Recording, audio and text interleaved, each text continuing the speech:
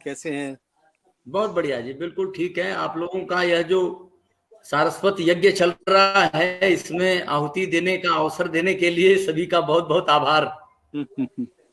हाँ, ये तो एक समवेत यज्ञ है। बिल्कुल जी, बिल्कुल बिल्कुल। नमस्कार। कार्यक्रम का समय हो चला है।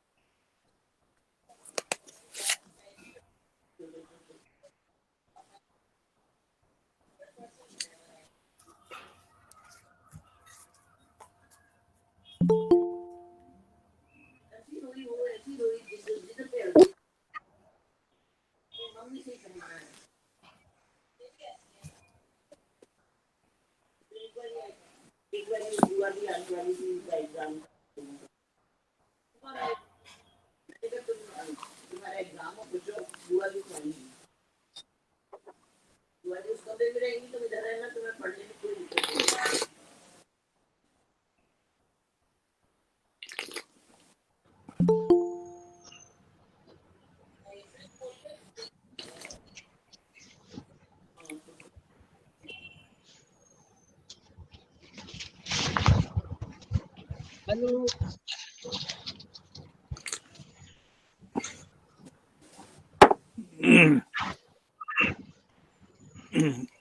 आदरणीय अरुण जी को नवल जी, प्रणाम जय हो, करता हूँ। जय हो आपकी। प्रणाम करता हूँ जय आपको। हो नवल जी। बहुत बहुत आपको हार्दिक बधाई।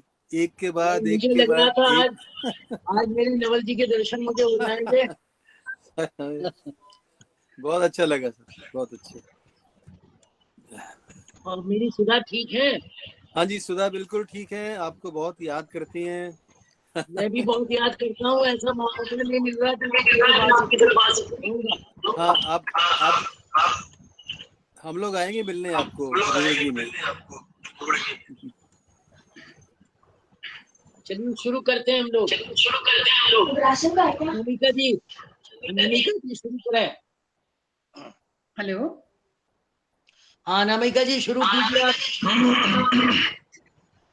नमस्कार सभी विद्वानों को मेरा नमस्कार, हार्दिक अभिनंदन आप लोगों का। सबसे पहले मैं कहना चाहूंगी कि थोड़ी सी जानकारी हम लोग निशंक जी पर, जिन पर हम लोग आज रविवार ये परिचर्चा कर रहे हैं, उनको लेकर के चंद पंक्तियां कहना चाहूंगी जो उनकी किताब भीड़ साक्षी है से है। अनामिका आपके तो हमारी चीज रखी हुई क्या? आपके चश्मे में नीला रंग आ रहा, पता नहीं क्यों। सर वो दरअसल वो ग्लास ही ऐसा है जिसकी वजह से वो नीला रंग आ रहा है। मुझे लगा कुछ सामने रखा हुआ है क्या? नहीं सर, वो रंग ही वैसा है थोड़ा सा, तो उसकी वजह से। ठीक है सर, प्रारंभ करते हैं हम लोग जी। अजी गलती तो हमारी ही है ना, जब ये बड़े पेट वाले वोट मांगने आते हैं और गिड़गिड़ा कर हाथ जोड़कर खुद को जनता का सेवक बताते हैं, तभी हम इनसे पूछ लेना चाहिए कि फिर कब शक्ल दिखाओगे जन जन के मसीहा। इस तरह राजनीति में रहते हुए राजनीति पर व्यंग करने और समाज को उसका आईने दिखाने का काम कोई विरला ही कर सकता है। अपनी कहानी किसे दोष दे में जिस तरह से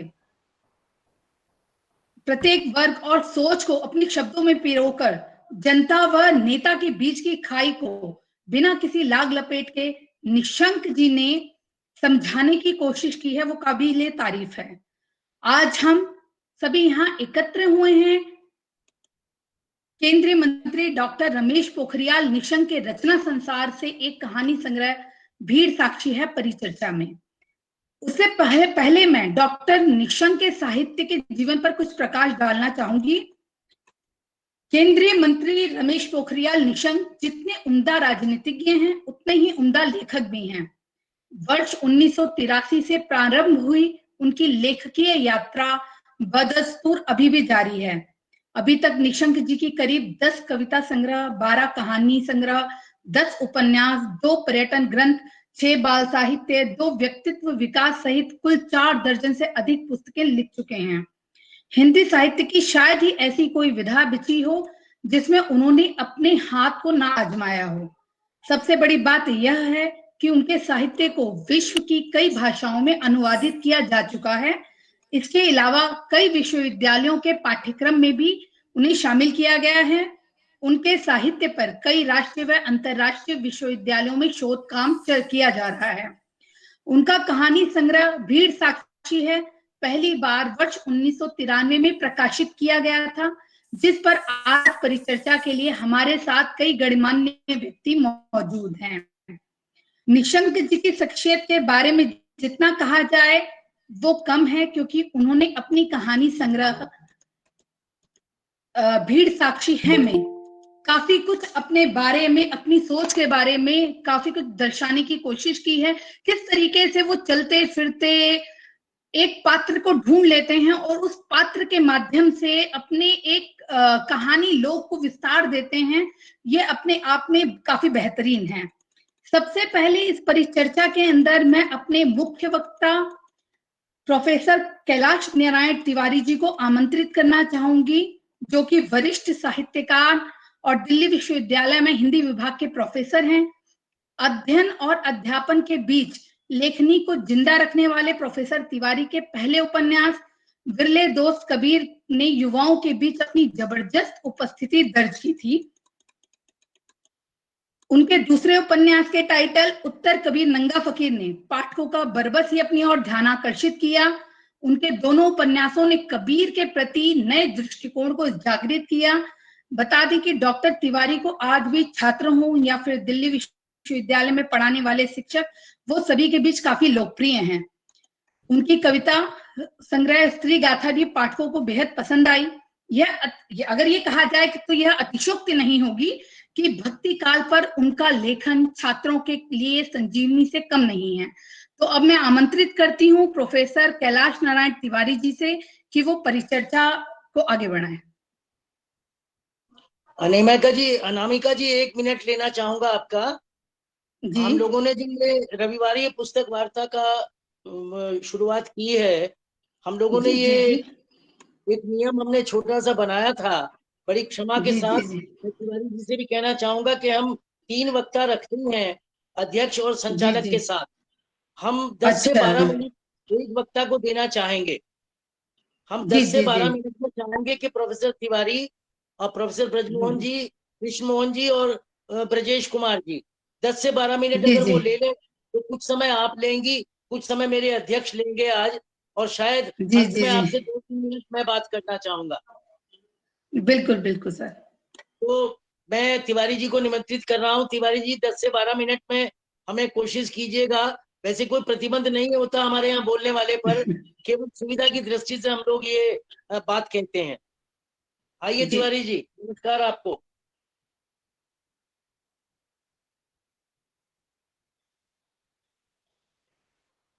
तिवारी जी को बुला लीजिए।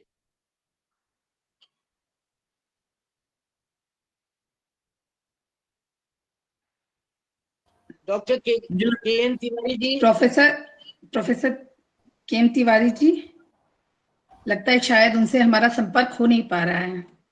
तो कृष्ण मोहन जी पांडे पहले बोल लेंगे, कोई दिक्कत नहीं। जी जी जी, बिल्कुल। हमारे बीच इस समय उपस्थित हैं वक्ता के तौर पे डॉक्टर कृष्ण मोहन पांडे जी, जो कि सह आचार्य हैं संस्कृत महाविद्यालय ऊना हिमाचल में। और जी जी जी, तो मैं कहना चाहूंगी सर से कि सर कृपया आप परिचर्चा को आगे बढ़ाएं और अपने विचार रखें। नमस्कार पांडे जी। धन्यवाद जी, गुरुदेव के चरणों में सादर प्रणाम करता हूं और उपस्थित सभी वक्ताओं, श्रोताओं और संचालकों का अभिवादन करता हूं। आज इस परिचर्चा में सहयोग देने के लिए आप सभी का आभार व्यक्त करते हुए अपनी बात शुरू करता हूं। इस साहित्य को अभिव्यक्त करने की सामर्थ्य पैदा करना मनुष्य को मनुष्य से ऊपर उठाना होता है। जब हम 3 शक्तियों को अपने साहित्य में उतारते हैं, जब बात करें हम अभिधा में, बात करें हम लक्षणा में, बात करें हम व्यंजना में, तो कहानियां बहुत सारे लोगों को अभिधा में नजर आती हैं, लेकिन मुझे ऐसा लगता है कि व्यंजना की जो आधार भूमि है वो कहानी बड़े आसानी से अपने भीतर उतार लेती है। बिल्कुल। जितनी 10 छोटी छोटी कहानियां इस संग्रह में उपस्थापित की गई हैं, ये सभी की सभी व्यंजना की उस भाव भूमि को अपने पात्रों के माध्यम से बहुत ढंग से अभिव्यक्त करती हैं।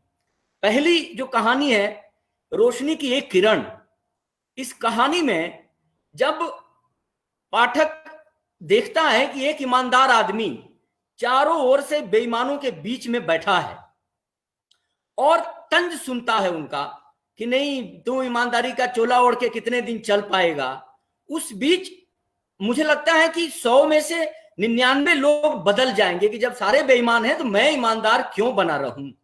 लेकिन अपनी इस भावना को बचा के रखता है, जीवित रखता है कि नहीं मैं संघर्ष करूंगा, इनको छोड़ूंगा नहीं।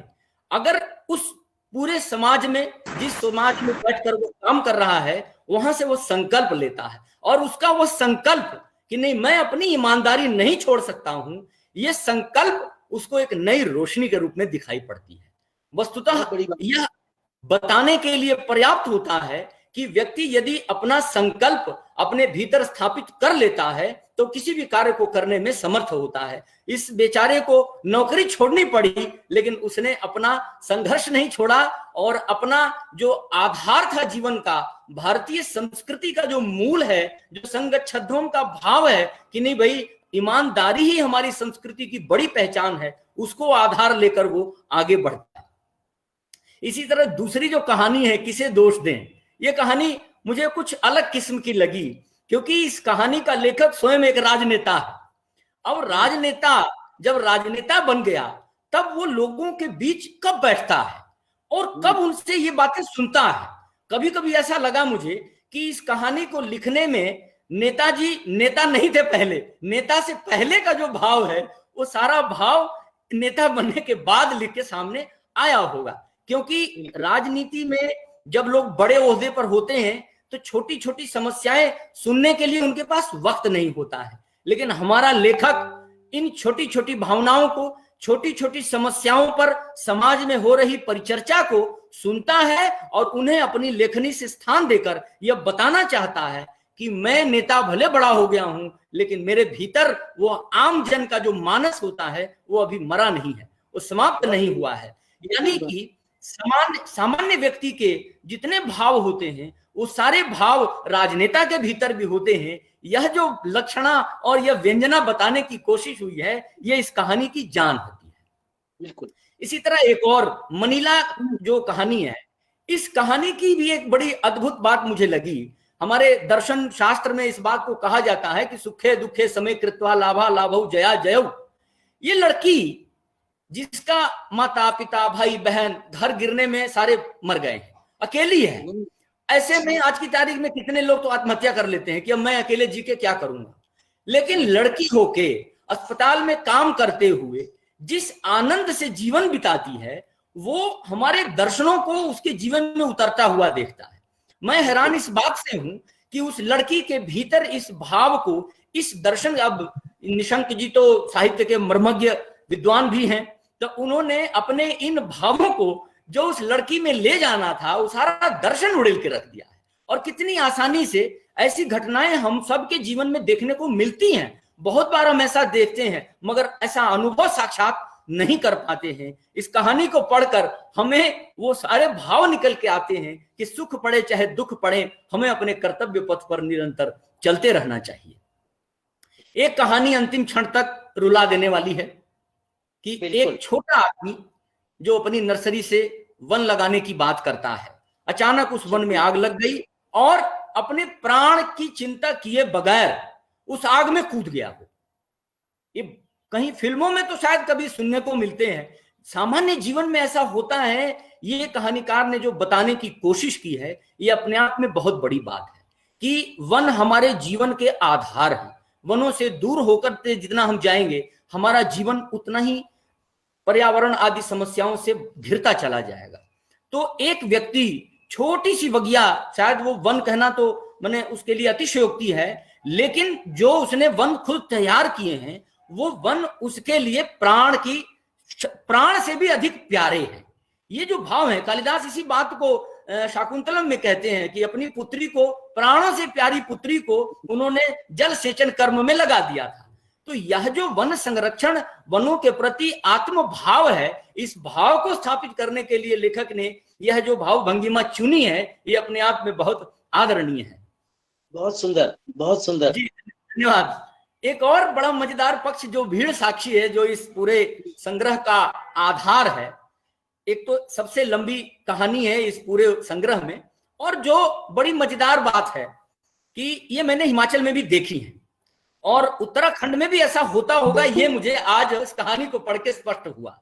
बहुत सारे विद्यालयों में ऐसे शिक्षक मैंने सुने हैं कि जिनकी ट्रांसफर करा देते हैं नेताजी लोग या कोई उसके दुश्मन लोग, लेकिन वहां की जनता घेर लेती है वहां के नेता को, उस अध्यापक को, वहां के जिलाधीश को, कि ये अध्यापक यहां से नहीं जाना चाहिए क्योंकि ये अध्यापक हमारे जीवन, हमारे जिले के लिए प्राण है। इसने हमारे बच्चों को नया मार्ग दिया है जिससे हमारे बच्चे उत्कर्ष को प्राप्त करते हैं।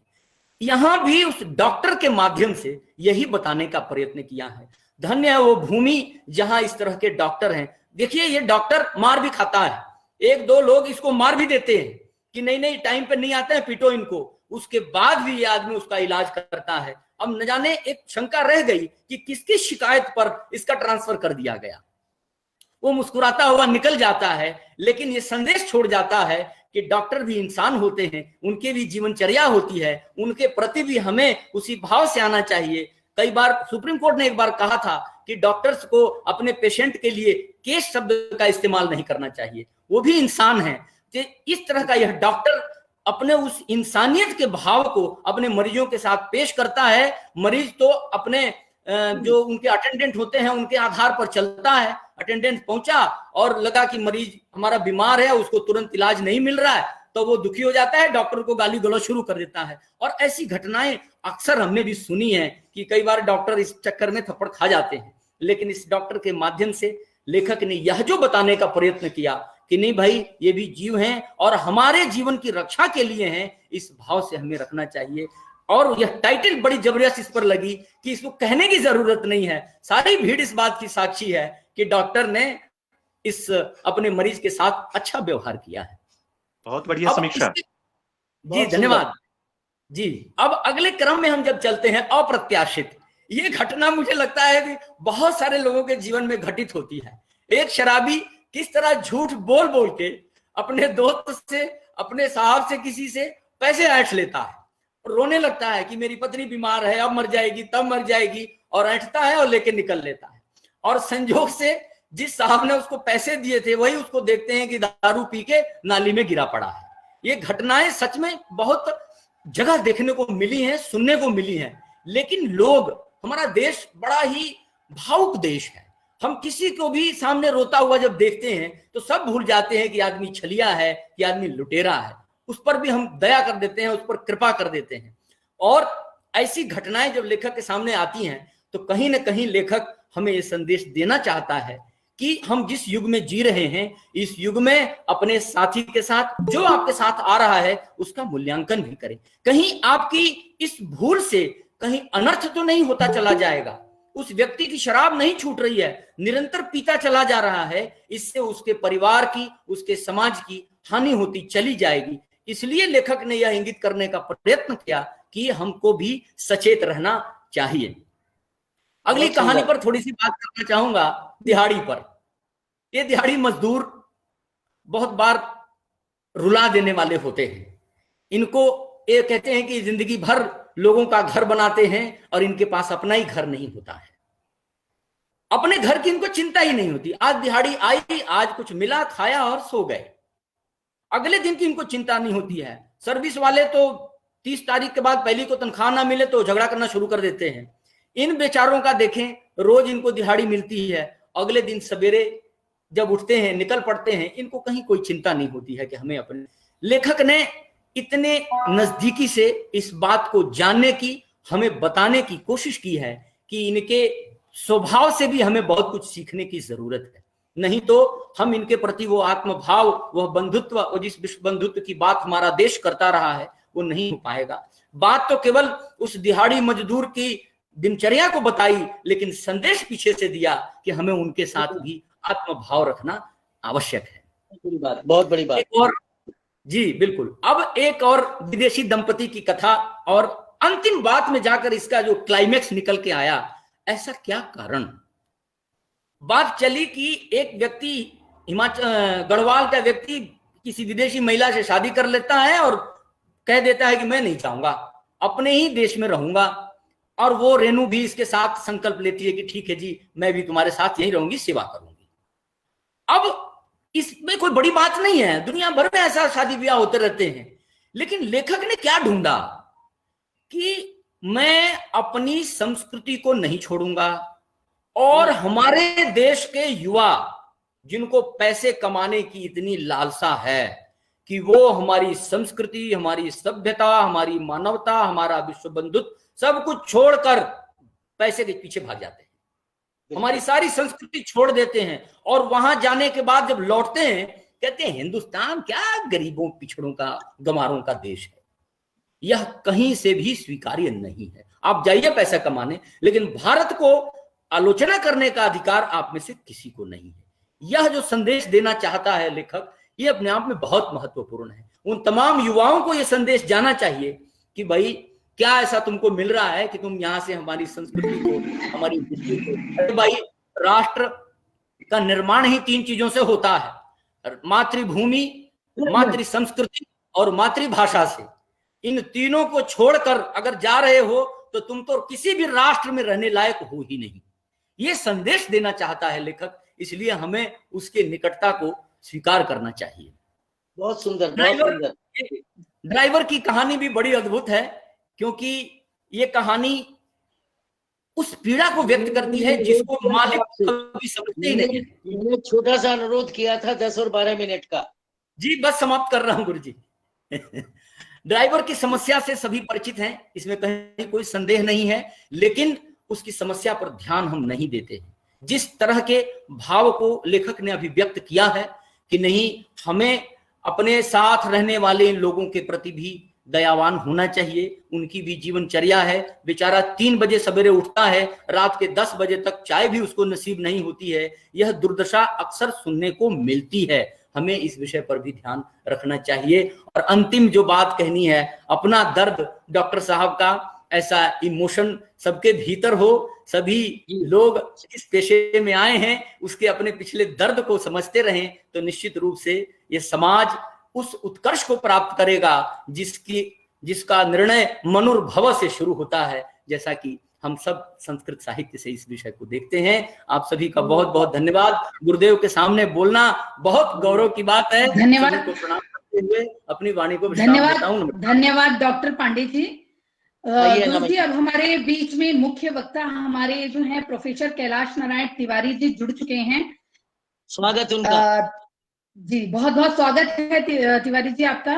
और पहले ही जैसा मैं आपको लोगों को बता चुकी है तिवारी जी के बारे में कि प्रोफेसर तिवारी जी की किताब उत्तर कबीर नंगा फकीर, किस तरीके से उन्होंने कबीर के प्रति एक नए दृष्टिकोण को जागृत किया है इस किताब में। और उनके बारे में कुछ भी उनके बारे में कहना जो है मुझे लगता है काफी कम रहेगा, शायद मेरे शब्द कम पड़ जाएं। तो इसलिए मैं सीधे प्रोफेसर कैलाश नारायण तिवारी जी से अनुरोध करूंगी कि वो परिचर्चा को आगे बढ़ाएं। बिल्कुल।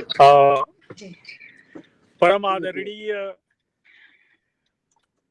अभिभावक तुल्य अरुण जी और हमारे मित्र शिष्य के समान अनिरुद्ध जी, उदय भान जी और इस कार्यक्रम में जुड़े हुए सारे साथी लोग,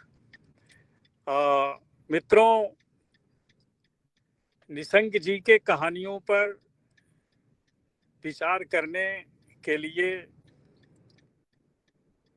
मुझसे तकरीबन 1 हफ्ता पहले जो है, 1 हफ्ता क्या बल्कि 2-4 दिन पहले मुझसे कहा गया। और मैं सोच रहा था कि असल में निशंक जी की कुछ कविताओं और कहानियों को तो जरूर मैंने पढ़ा था और बहुत पहले पढ़ा था, तो थोड़ा मैं अप टू डेट होकर के बोलना चाहता था। और समय अभाव के कारण बहुत अधिक अध्ययन तो नहीं कर पाया हूँ, लेकिन एक चीज जरूर जानता हूँ कि निशंक जी एक राजनैतिक व्यक्ति होते हुए भी जो उनका मन है वो शुद्ध रूप से साहित्यकार का मन है। और ये आप इस रूप में उनके ऊपर विचार करें कि राजनीति में भी वे हैं और राजनीति के जो गुण और अवगुण होते हैं वो एक तरफ रखिए और इनके कहानियों को, इनके उपन्यासों को, इनके रचनाओं को एक साथ रखिए, तो लगेगा कि इनका साहित्यिक मन, माने राजनीति के ऊपर इनका साहित्यिक मन प्रभावी हो जाता है। वो इस रूप में समझिए कि जब पात्रों का चयन करते हैं तो कहीं से ऐसा नहीं लगता कि वे पात्र ये कहीं से मन के अंदर हृदय उनका उस पात्र का इतना सहज और सरल दिखता है कि आप कल्पना नहीं कर सकते कि किसी राजनीति का ऐसा होगा। तो कहने का मतलब हमारा ये है कि रचना कर्म के आधार पर राजनीति उनको नहीं छू पाती। वो उनका एक अलग क्षेत्र है, उसमें वो चाहे जिस भी रूप में दिखाई दे, लेकिन साहित्य की जब उनकी हम रचनाएं पढ़ते हैं तो उन रचनाओं में उनके भावनाओं का जब हम मूल्यांकन करते हैं तो ऐसा लगता है कि बड़ा कोमल और सरस मन, जो आम तौर पर आम जनता के दुख दर्द के साथ खड़ा हो जाता है। उसके लिए एक कहानी मेरे को याद आ रही है, बहुत पहले पढ़ा था। वो होटल में वो लेखक कह लीजिए या ये कह लीजिए कि पात्र, जो प्रमुख पात्र है, वो जाता है और जब दरवाजा खोला जाता है उसमें से जब नौकर आकर के उनके सामने खड़ा होता है तो उससे जिस तरीके से वो बातचीत करते हैं, वो बातचीत माने इस बात का संकेत करती है कि कितना गहराई से उसके दर्द को समझ रहे हैं और उतने ही गहराई से समझते हुए उसको आश्वासन देने की कोशिश भी कर रहे हैं कि चिंता मत करो, अच्छा दिन आएगा। क्योंकि वो बहुत गरीब, थोड़ा जो कुछ पाता है उसको अपने भाइयों के लिए घर भेज देता है, उनके पढ़ाई लिखाई में, और वो लेखक से ये कहता है कि हम कुछ भी ना बन सके तो कोई बात नहीं है, लेकिन हमारे भाई बन जाएं, हमारे लिए वही सबसे बड़ी उपलब्धि है।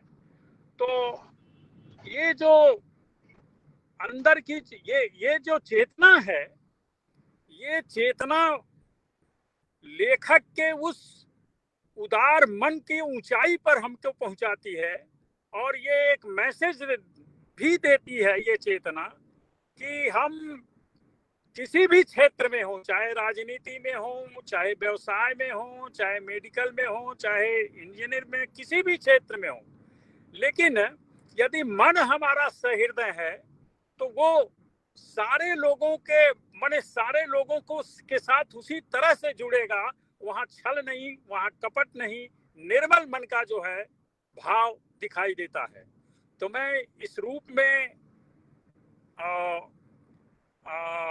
निशंक जी से मेरी मुलाकात अरुण जी के कृपा से कह लें, उनके माध्यम से कह लें, उनके आशीर्वाद से कह लें, 5-6 महीने पहले मेरी हुई थी और इतना अच्छा इंसान मुझको वो लगे कि अब उसकी प्रशंसा करने लगूंगा तो ज्यादा समय भी लगेगा। और कभी प्रशंसा सुनेंगे आपसे। जी जी जी, कभी सुनेंगे हम। मैं ये कहूंगा कि हिंदी साहित्य में निशंक जी की रचना कर्म को ठीक ढंग से अभी नहीं समझा गया है। अभी हमारे यहाँ कुछ, मैं दिल्ली विश्वविद्यालय से हूँ, आप सारे लोग जानते हैं,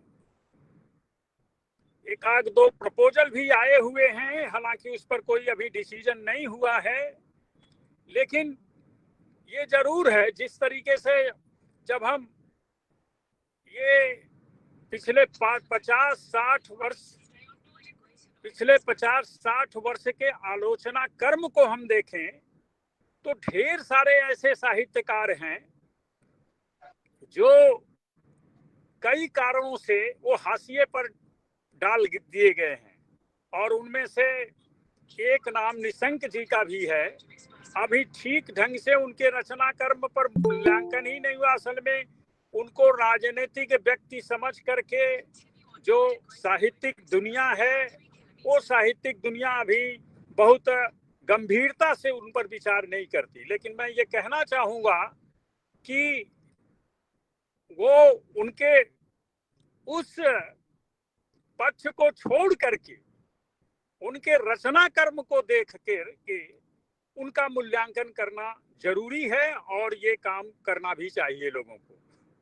उम्मीद करता हूँ, आशा करता हूँ कि साहित्यकार जगत में उनकी रचनाओं को लेकर के न केवल चर्चा और परिचर्चा बल्कि उनके काम को आगे बढ़ाने की कोशिश भी की जाएगी। बहुत धन्यवाद आपका जी, हम लोग कर रहे हैं। जी जी जी जी जी जी, और हम स्वयं अपनी ओर से कोशिश करेंगे। क्षमा कीजिएगा, मैं कुछ कहना चाह रहा हूँ बीच में। और मैं आज अपनी इतनी ही बात रख करके अपनी बात मैंने वो, क्योंकि समय संभवतः कम है, मैं बहुत देर से जुटा क्षमा भी चाहता हूं आप लोग से, और फिर कभी अवसर मिलेगा तो जरा ठीक ढंग से हम भी उनको ठीक ढंग से पढ़ करके बातचीत करेंगे, तो ये संभवतः मेरे लिए भी ठीक होगा और श्रोताओं के लिए भी ठीक होगा, आयोजकों के लिए भी ठीक होगा। ये बात कह करके मैं अपना वक्तव्य समाप्त करता हूं, और आयोजकों को मैं बहुत बहुत धन्यवाद देता हूं कि इसमें जुड़ने के लिए मुझे भी अवसर प्रदान किया। बहुत बहुत धन्यवाद। धन्यवाद प्रोफेसर साहब, आपका बहुत बहुत धन्यवाद। क्षमा शायद हरीश नवल सर कुछ कहना चाह रहे हैं।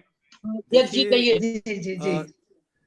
हमने गुरुजी से ही सीखा था कि किसी भी जब कोई सभा होती है तो उसकी गरिमा अध्यक्ष के कारण भी होती है, जिसका आपने ना परिचय कराया ना नाम लिया।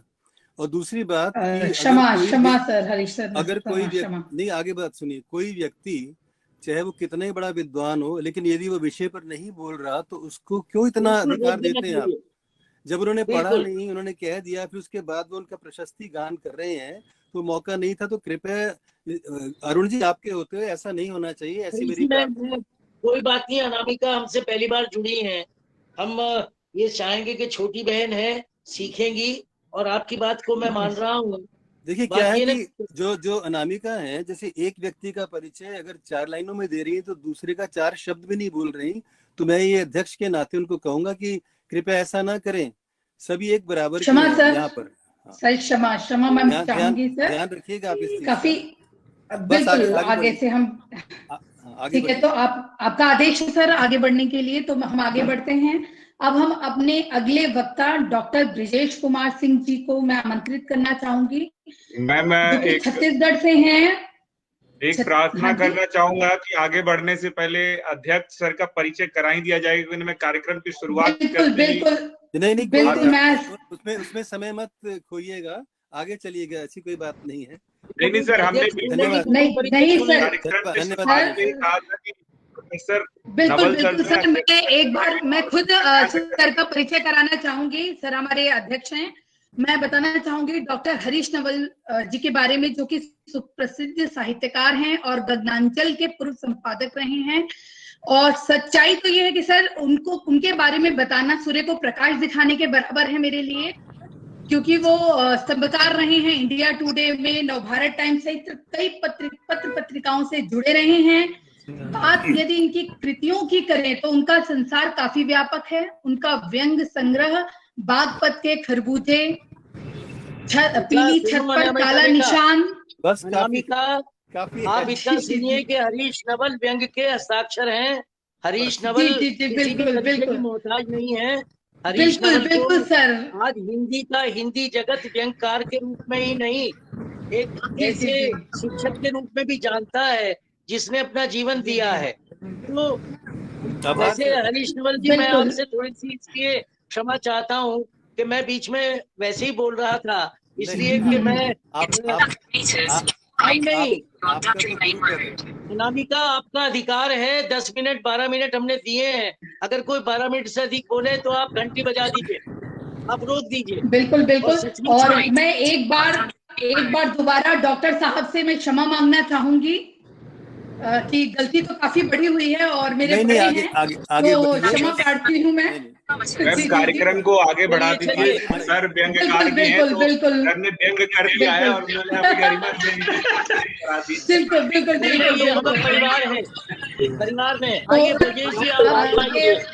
आगे बढ़ाते हुए हम अपने अगले वक्ता डॉक्टर ब्रिजेश कुमार सिंह जी को मैं आमंत्रित करना चाहूंगी, जो कि कवि हैं, आलोचक हैं और छत्तीसगढ़ से संबंधित हैं। धन्यवाद मैम। आदरणीय हरीश नवल जी, डॉक्टर अरुण योगेनाथ शर्मा जी, सभी को सादर नमन प्रणाम। मैं पहले छत्तीसगढ़ में था, लेकिन अब मध्य प्रदेश में आ चुका हूँ। सीधी मध्य प्रदेश में अभी निवास कर रहा हूँ, यहीं पर मैं कार्य कर रहा हूँ। और जब मैंने डॉक्टर रमेश पोखरियाल निशंक जी की इस रचना को पढ़ा मैंने, तो मैं भले ही उनको व्यक्तिगत तौर पे न जानता हूं, लेकिन इस पूरी रचना के माध्यम से, इस काव्य संग्रह के माध्यम से उनके व्यक्तित्व के विभिन्न लक्षण उभर कर सामने आते हैं। और जब हम विभिन्न रचनाकारों को पढ़ते हैं, कोई वैज्ञानिक होता है, कोई मैथमेटिशियन होता है, कोई और दूसरे क्षेत्र से जुड़ा होता है, लेकिन जब राजनेता कोई इस तरह से लिखता है तो हमारे मन में बहुत सारी आशंकाएं बनी रहती हैं, किस पक्ष का होगा, किस विपक्ष का होगा। लेकिन सारी रचनाओं को पढ़ने के बाद हमारा मन बहुत प्रसन्न हुआ है इस बात को लेके कि इन्होंने जितनी भी, ये 10 कहानियां इस संग्रह में हैं, और जितनी भी कहानियां लिखी हैं वो आम आदमी की कहानी है, आम आदमी के जीवन से जुड़ी हुई है। और कुछ विशेष बातें मैं बताता हूं कि जो 10 कहानियां हैं उसमें से लगभग 4 कहानियां जो है वो चिकित्सा पेशे से जुड़ी हुई हैं और उस मरुभूमि से लिखी हुई ये कहानियां हैं जो कि बड़ी मार्मिक है, हृदय को छूने वाली हैं। डॉक्टर कृष्ण मोहन पांडे जी ने शुरू में ही स्पष्ट किया था और मैं भी उसी क्रम में चलता हूं कि जो पहली कहानी है रोशनी की किरण, एक किरण। वास्तव में हम जिंदगी भर चाहे सरकारी क्षेत्र में हो चाहे अशासकीय क्षेत्र में हो, इस बात के लिए लगातार संघर्ष करते रहते हैं कि हम अपने व्यक्तित्व को लोगों के बीच में कैसे बचा कर रखें। और फिर अगर हम पेशेवर हैं तो भी हमको अपने बचाव के लिए बहुत सारे तरीके अपनाने पड़ते हैं कि हम अपनी ईमानदारी को किस तरह से लोगों के बीच में कायम रखें और आजीवन अगर ईमानदार हैं तो बेदाग होकर कैसे निकल जाएं। और इस कहानी में जो प्रमुख पात्र है एक रोशनी की एक किरण में, वो बेचारा जो है इस तरह से संघर्ष करता, पहले तो अवसाद में रहता है, बड़े अंतर्द्वंद में रहता है, लेकिन अंत में उसे लगता है कि इस पेशे में रह के, इस जगत में रह के जो है संघर्ष करना बड़ा कठिन है, क्योंकि ये मगरमच्छों का पूरा माया जाल है और संघर्ष करने के लिए फिर बगावत करना जरूरी है। तो इस तरह की अंतर चेतना लेखक के मन में आती है और एक ऐसे पात्र की रचना करता है कि जब हमें समाज में संघर्ष करना होता है तो हमें बगावत का बिगुल बजाना बहुत जरूरी है। और अगर हम बगावत का बिगुल बजाएंगे तभी जाके हम समाज को एक नई दिशा दे सकते हैं, समाज को एक नई जागरूकता दे सकते हैं और समाज को सही रास्ते पर लेकर आ सकते हैं।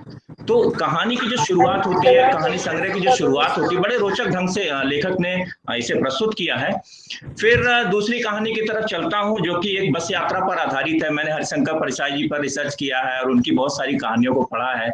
और जब हरिशंकर परसाई जी जो है बस यात्रा के बारे में बहुत सारा व्यंग्य किया करते थे, तो कभी वो जो है मध्य प्रदेश के बहुत सारे हिस्सों में बस के द्वारा यात्रा करते थे, तो उनके बड़े मार्मिक प्रसंग हैं उस बस यात्रा के ऊपर।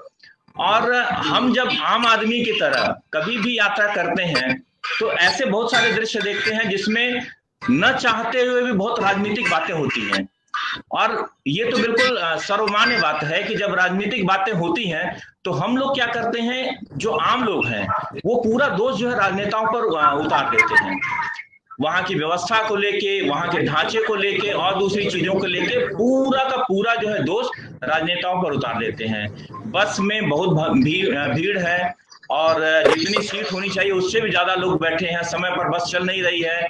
इन सबके बीच में हमारी राजनीति वहां पर जिंदा है और इस राजनीतिक दौड़ में जो है हम इस बात को भूल जाते हैं कि हमारी जिम्मेदारियां क्या है, हमें किसको दोष देना है, किसको नहीं देना है। और कहानी के अंत में लेखक ने इस निष्कर्ष पर पहुंचाने की कोशिश की है कि वास्तव में जनता ही जनार्दन है। जनता को इस बात का ध्यान रखना चाहिए कि हम बेवजह बहुत सारे लोगों को दोष न दें, क्योंकि जब बस के ऊपर लोग बैठ जाते हैं, मैं बिहार, मध्य प्रदेश, उत्तर प्रदेश सभी क्षेत्रों से जुड़ा हूं कि मैं देखता हूं अपने क्षेत्र में, खासकर उत्तर प्रदेश और बिहार में, कि जितने लोग बस में बैठकर यात्रा करते हैं उससे ज्यादा लोग आनंदित होते हैं बस के ऊपर बैठकर यात्रा करने के लिए। और यहाँ पर ड्राइवर भी समझा रहा है, कंडक्टर भी समझा रहा है, और जब विषम परिस्थिति आती है, बस वापस जाने लगती है, बस ठीक से चल नहीं पा रही है, तब उस बस में बैठे हुए यात्रियों में एक यात्री कहता है कि हमें इस बात पर विचार करना चाहिए कि परिस्थितियों के लिए नेता जिम्मेदार नहीं है बल्कि हम जिम्मेदार हैं। तो ये बिल्कुल आंख खोलने वाली बात है और ये समझदारी की बात है कि हम एक सामान्य जनता बनकर जब कहीं भीड़ में जाते हैं, लोगों के बीच में जाते हैं, तो दोषारोपण की प्रक्रिया जो राजनीतिक द्वेष से होती है उसको हमको कम करके आंकना चाहिए, कम करके देखना चाहिए। फिर जब मैंने तीसरी कहानी पढ़नी शुरू की, मनीला कहानी, तो इस शीर्षक से मुझे लगा कि क्या मैं किसी पहाड़ी क्षेत्र की यात्रा कर रहा हूँ या फिर कुछ और। लेकिन जैसे ही मैं कहानी के कुछ हिस्सों में आगे बढ़ा तो मुझे लगा कि ये नर्स के बारे में एक कहानी है और नर्स के व्यक्तित्व का जो आईना लेखक ने यहाँ पर प्रस्तुत किया है वास्तव में वो चिकित्सा जगत के लिए अतुलनीय है।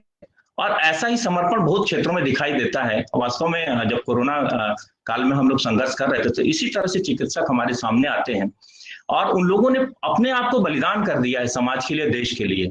ठीक है, तो ये जो मनीला नर्स है, उनका भी समर्पण इसी तरह से कहानी में दिखाई देता है कि वो अपने परिवार के सारे दुखों को त्याग करके किस तरह से जो है आम जनता और देश के लोगों के दुखों को अपना लेती हैं और उनको सहारा देती हैं, उनको मदद देती हैं। तो बड़ी भावना प्रधान ये कहानी है। और फिर इसके बाद जो है अंतिम क्षण तक जो कहानी है, वास्तव में चंदू जिस तरह से वृक्षारोपण करते हैं, पर्यावरण पर ध्यान देते हैं। और मैं तो बस यही कहना चाहता हूँ जो भी लोग सुनने वाले हैं उनको, कि हम जो है ऐसे लोगों की कदर नहीं करते हैं जो पर्यावरण पर ध्यान दे रहे हैं, जो वृक्षारोपण पर ध्यान दे रहे हैं, और उन्हें हाशिए पर हम पहुंचा देते हैं। चाहे वो जो है सुंदरलाल बहुगुणा जी हों, चाहे मेघा पाटकर जी हों, ऐसे लोगों की उपेक्षा करना समाज के लिए कहीं से भी हितकारी नहीं है। और इस कहानी में भी लेखक ने इस बात को बड़े मजबूती से रखा है कि चंदू की लोग उपेक्षा कर रहे हैं। एक भौतिक समाज जो है ऐसे वातावरण की उपेक्षा कर रहा है, और चंदू जब मदद के लिए चिल्ला रहा है कि जलते हुए वन को हम, देखिए उसमें ये भी बताया गया है कि जितना सरकारी अमला वृक्ष नहीं लगा सकता था, चंदू ने उससे ज्यादा वृक्ष अकेले लगाए। तो ऐसा भी कह सकते हैं कि वो जंगल चंदू का ही पूरा था, और उसको बचाने के लिए जब लोगों से मदद मांगता है तो लोग सामने नहीं आते हैं।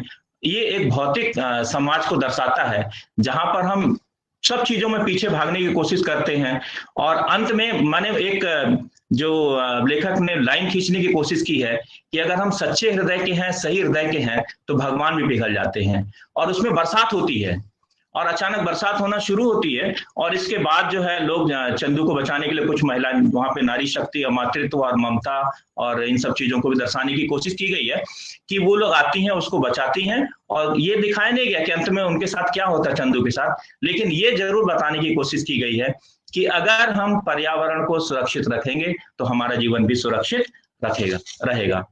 और फिर इसके बाद जो है इस कहानी संग्रह का जो शीर्षक है, उसके आधार पर जो प्रमुख कहानी है, भीड़ साक्षी है। इस कहानी में दो जगह भीड़ दिखाने की कोशिश की गई है। एक उस अस्पताल में जहां पर लोग इलाज के लिए भीड़ लगा रहे हैं और तरह तरह से अंतर्द्वंद की स्थिति है, विवाद की स्थिति है, राजनीतिक परिस्थितियां निर्मित हो रही हैं।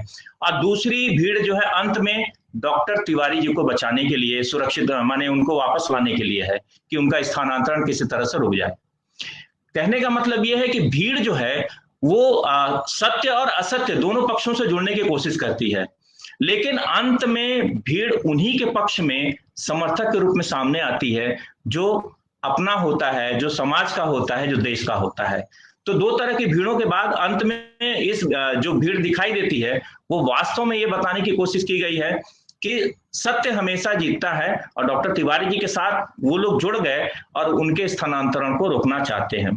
तो और दूसरा जो है, मुझे ये बात और अच्छी लगी कि जितनी भी कहानियां हैं उनमें से शीर्षक के आधार पर बड़ा रोचक ये शीर्षक लिया गया है, और दूसरे और शीर्षक लिए जाते तो मुझे लगता है कि कहानी संग्रह में कुछ कमी आ जाती, कुछ वजन कम हो जाता। लेकिन भीड़ साक्षी है इस शीर्षक को लेने के बाद कहानी संग्रह का वजन और बढ़ गया है। फिर अप्रत्याशित कहानी में जिस तरह से शराबी के प्रसंग को दिखाने की कोशिश की गई है, ये समाज के लिए आईना है कि शराब पीने वाला व्यक्ति किस हद तक झूठ बोल सकता है और उस पर कभी भी विश्वास नहीं करना चाहिए। फिर एक दिहाड़ी पर जो कहानी है, उस कहानी को पढ़ने के बाद हाँ ये जरूर है कि कहानी में जो है उस तरह का ताना बाना नहीं बुना गया है जो कि हम प्रेमचंद जी में देखते हैं, दूसरे और रचनाकारों में देखते हैं, और जो विरासत से हमें साहित्य मिला है, कहानी मिली है, उस तरह का जो है बुनियादी चीज इस कहानी में नहीं है।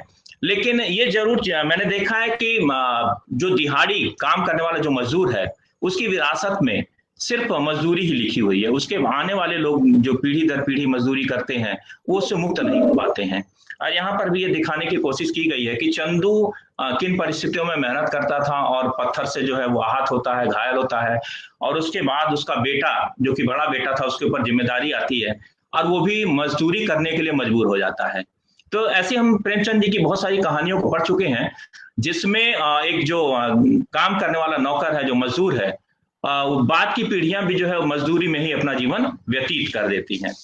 फिर ऐसा क्या है जो कहानी है, उस कहानी में हमें जो है अपने देश के प्रति प्रेम भाव जगाने की कोशिश की गई है। और इस कहानी को पढ़ने के बाद एक बात थोड़ा सा मुझे, और जो मैंने डॉक्टर रमेश जी के बारे में पढ़ा गूगल पर और बहुत सारी चीजों में, तो एक चीज और झलक आई कि ये उनके जो है बहुत व्यक्तिगत जीवन से जुड़ा हुआ है। वो जिस राजनीतिक पक्ष से जुड़े हुए हैं, जहां पे देश प्रेम की बातें बताई जाती हैं, तो उसमें भी मातृभूमि और अपने देश प्रेम के बारे में बताया जाता है कि हम कितने भी बड़े हो जाएं, लेकिन हमारा बड़प्पन तब खत्म हो जाता है जब हम पढ़ लिख कर विदेश चले जाते हैं और अपने देश को छोटा दिखाने की कोशिश करते हैं। तो बहुत अच्छा सीख देने की कोशिश की गई है कि युवा पीढ़ी पढ़े लिखे और देश की सेवा करे, अपने मातृभूमि की सेवा करें। और जो इसकी 9वीं कहानी है ड्राइवर, ये वास्तव में उन लोगों के लिए आईना है जो समाज में बड़े बड़े पदों पर बैठे हुए हैं और दिखाने के लिए बहुत ज्यादा काम करते हैं, लेकिन वो अपने अधीनस्थ लोगों के लिए बिल्कुल ध्यान नहीं रखते हैं कि उनके जो अधीनस्थ हैं, चाहे वो ड्राइवर हो चाहे चपरासी हो, उनके जीवन में क्या घट रहा है, क्या उनके जीवन में सुख दुख है, इसकी बिल्कुल भी चिंता वो लोग नहीं करते हैं।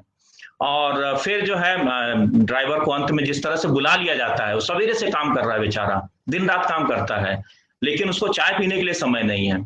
ये परिस्थिति जो है समाज में एक तो विद्वेष पैदा करती है, ऊंचे और नीचे लोगों के बीच में जो दीवार पैदा करती है, साथ में बहुत सारी दुर्घटनाओं का कारण भी बनती है। और इस कहानी से हमें चेतना चाहिए कि अगर हम बड़े पद पर बैठे हुए हैं तो अपने अधीनस्थ जितने भी लोग हैं उनके प्रति हम लोग सतर्क रहें, सावधान रहें और अपने मन में संवेदना रखें कि अगर दुख और तकलीफ हमें भी होता है तो उनको भी जरूर हो रहा होगा और उनके लिए हम लोग सतर्क रहें। पूरी कहानी संग्रह में जो 10वीं कहानी है मुझे बहुत अच्छी लगी और बड़ी मार्मिक लगी। और मैंने डॉक्टर अरुण जी, मैं एक बार विचार कर रहा था कि अगर कहानी का शीर्षक अपना दर्द भी होता, माने कहानी संग्रह का, तो बहुत अच्छा होता, क्योंकि ये जो कहानी है ये हमको कारुणिक स्थिति में पहुंचा देती है, दुखदायी स्थिति में पहुंचा देती है। और मुझे प्रेमचंद जी की कहानी मंत्र याद आती है, जिसमें वो जो है मंत्र, जो किसान है जिससे मंत्र आता है और वो जो जहर उतारने के लिए रात को अपने घर से निकल पड़ता है, ठीक वैसे इसमें डॉक्टर पीयूष जो है रात को सारे मोह बंधनों को त्याग करके घर से निकल पड़ते हैं उस घायल व्यक्ति की माता जी को बचाने के लिए, जो 10-12 घंटे की यात्रा करना है, वहां तक पहुंचना है, फिर माता जी की सेवा करना है। तो पूरी कहानी संग्रह जो है मुझे विभिन्न कथ्य या विभिन्न स्वरूपों में दिखाई देती है। और सबसे बड़ी बात है कि सरल शब्दों का चुनाव किया गया। आप इन कहानियों को चलते फिरते उठते बैठते और बड़े अच्छे तरीके से पढ़ सकते हैं। तो इस तरह से मैं बस डॉक्टर निशंक जी के बारे में कहना चाहता हूँ कि पूरी कहानियां जो है, जी हाँ, पूरी कहानियां जो है अभी इनमें बहुत ज्यादा गहराई की जरूरत है। बहुत अधिक कहावतें मुहावरों का प्रयोग नहीं किया गया, शब्दों में उतनी ज्यादा जटिलता अभी नहीं है या जो विस्तार होना चाहिए। लेकिन फिर भी मैं कहता हूं कि जिस लेवल पर यह कहानी लिखी जा रही है, जिस स्तर पर कहानी लिखी जा रही है, हम सभी के लिए प्रशंसा की बात है कि साहित्य समाज में इस तरह के विद्वान उपस्थित हैं। हम सभी उनको नमन करते हैं। धन्यवाद सर, प्रणाम सर। धन्यवाद। निशंक जी की कहानी संग्रह किस तरह से समाज का आईना है, यह बेहद उम्दा तरीके से डॉक्टर ब्रिजेश कुमार सिंह जी ने बताया।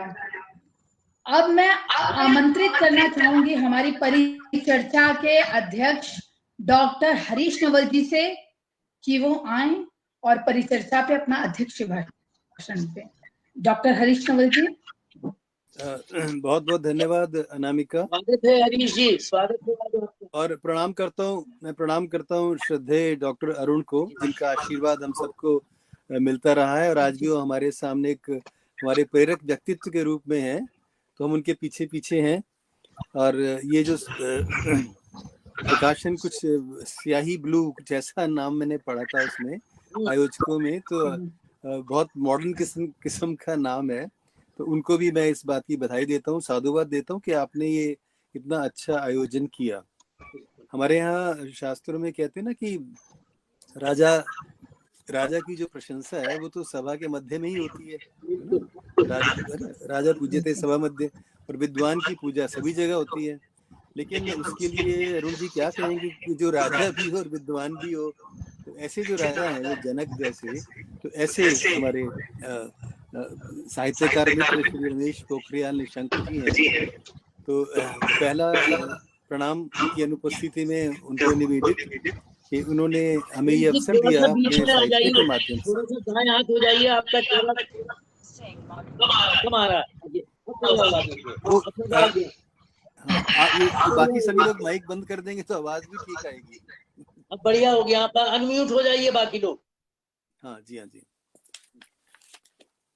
तो वह ये जो कहानियां जो मेरे सामने 10 कहानियां दी और जिसके बारे में बहुत अच्छी व्याख्या की गई, तो मैं पहले अध्यक्ष होने के नाते जिन विद्वानों ने इस पर चर्चा की मैं उनके पर बात करना चाहूंगा। कृष्ण मोहन पांडे जी ने बहुत अच्छे ढंग से जो कहानियों के बारे में बताया और कहा कि व्यंजना की भावभूमि को व्यक्त करती है ये कहानियां, मुझे बहुत अच्छा लगा। और उन्होंने कहानी दर कहानी समीक्षा करते हुए जब कहा जो बातें उन्होंने कही थी जो मेरे मन में रही कि लेखक तब संभवतः नेता नहीं था और आज भी आम जनमानस उसके मन में है, ये बात हम सब लोग भी सोचते हैं पांडे जी। और जो मनीला कहानी पर उन्होंने कहा कि सुख पड़े या दुख पड़े हमें अंतिम क्षण तक कर्तव्य पालन करना चाहिए, तो उन्होंने कुछ इस पर एक सुनाया भी था। वन संरक्षण भाव जो लेखन के लिए चुना उसकी भी उन्होंने तारीफ की। और फिर भीड़ साक्षी में जो उन्होंने इंगित किया कि डॉक्टर भी इंसान होता है, ये उनका एक भाव था। और अप्रत्याशित कहानी के लिए कि हमें भी सचेत रहना चाहिए जो उन्होंने आगाह किया है कहानी के माध्यम से। और दिहाड़ी पर जो उन्होंने कहा कि आत्म भाव रखें मजदूरों पर, ये उन्होंने बातें कही थी, तो लगा कि उन्होंने कहानियों को अच्छी तरह समझा, परखा और बड़े मन से उन्होंने इसकी विवेचना की। प्रोफेसर कैलाश नारायण तिवारी एक जाने माने विद्वान है और उन्होंने बहुत स्पष्टवादिता के लिए मैं साधुवाद दूंगा कि उन्होंने कहा कि मैं बहुत अध्ययन नहीं कर पाया, करके नहीं आया। और उन्होंने ये भी कहा कि डॉक्टर निशंक साहित्य में भी हैं, राजनीति में भी हैं, तो उनका जो साहित्यिक मन है वो राजनीतिक मन पर प्रभावी हो जाता है। ये मुझे तिवारी जी की बात ठीक लगी, क्योंकि हम सब जो उनके निकट जो देखते हैं तो उनको ऐसा ही पाते हैं, इसीलिए उनकी साहित्य की चर्चा होती है। अन्यथा इतने जाने माने साहित्यकार भी होते हैं तो उनकी चर्चा कम हो पाती है क्योंकि वो आम जन से जुड़े नहीं होते। तो ये उन्होंने इंगित किया। डॉक्टर ब्रजेश कुमार ने अभी बहुत ही अच्छे ढंग से सिंह साहब ने अपनी बात कही और उन्होंने कुछ बातें ऐसी भी कही जो हम सब के पढ़ने वालों के मन की भी थी। जैसे आम आदमी से जुड़ी हुई कहानियां हैं, ये जो उन्होंने प्रतिपादित किया। और फिर कहा कि अगर संघर्ष करना है तो उसके लिए फिर बिगुल बजाना ही होता है और गहराइयों की हमें ज़रूरत है। इस बात पर जो उन्होंने कहा, बहुत बेबाक टिप्पणी दी कि कहानियों में गहराई की कमी को इंगित उन्होंने किया, तो मुझे बहुत अच्छा लगा, क्योंकि हम यहाँ हम दोनों पक्ष देखेंगे तभी तो हम निष्पक्ष आलोचना कर पाएंगे। कि पर एक बात इसमें स्पष्ट है कि उन्होंने लिखा है कि ये उनकी आरंभिक कहानियां हैं, बिल्कुल, बल्कि आरंभिक की वजह नहीं, प्रारंभिक कहानियां लिखा। तो प्रारंभिक कहानियां जो होती हैं उसमें मन बड़ा पक्का होता है लेकिन जो शिल्प है वो कच्चा होता है। तो इसलिए हमें जो आज का उनका लेखन है उस माध्यम से हम उनका वो मापक नहीं हो पाएगा। तो हमें उसके लिए लौट के 1993-94 में जाना पड़ेगा। और ये तो तब लिखी है, छपी थी, उससे पहले भावभूमि उनकी 80 से 82 से जब से बनी होगी, तो हम उसकी अगर बात करें तो उसके कारण में विवेचना करनी होगी। और दूसरी बात, एक बात ब्रजेश जी ने अच्छी इसमें से पकड़ी कि भीड़ के मध्य हमारी राजनीति जिंदा है। देखिए ये कोटेबल कोट हो जाती है सिंह, आपको नहीं मालूम कि आपने एक बहुत बड़ी बात कह दी है जो कोटेबल है। जनता ही जनार्दन है तुम सुनते हैं, पर भीड़ के मध्य हमारी राजनीति जिंदा है, इस पर हम बहुत देर तक बात कर सकते हैं। और बाकी भीड़ को लेते हुए जो आपने कहा कि भीड़ के दोनों पक्ष दिखाए हैं, सत्य के साथ भी है, असत्य के साथ भी है, अंततः सत्य जीतता है, ये बात इसमें प्रतिपादित की गई है। मैं इन तीनों विद्वानों के प्रति अपना आभार व्यक्त करता हूँ कि आपने अपनी अपनी सीमाओं में, चाहे वो समय की थी, चाहे शब्दों की थी, या भावभूमि की थी, अध्ययन की थी, आपने बहुत अच्छी बातें कही। जहाँ तक मेरी अपनी धारणाएं बनी, उनकी कविताएं भी मैं पढ़ता हूँ, कहानियां भी पढ़ता हूँ, उपन्यास भी पढ़े हैं, और उनकी मैं हमेशा उनसे कहता हूँ कि मुझे आपकी संस्कृति विषयक एक पुस्तकें बड़ी अच्छी लगती हैं, बहुत अच्छे ढंग से वो लिखते हैं।